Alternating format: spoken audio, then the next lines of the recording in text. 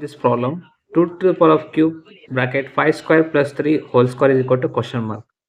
Here 2 to the power of cube you have to write as it is. What is the value of 5 square?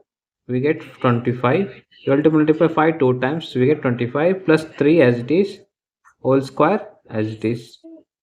Next 2 cube as it is. What is 25 plus 3? We get, when you add 25 plus 3 we get 28 whole square.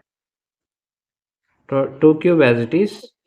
28 multiplied 2 times, 28 times 28, we get 8 8 the 64, carry 6, 8 to the 16, 16 plus 6 22, plus 8 to 8 the 16, carry 1, 2 4 5, 4 7 7, 4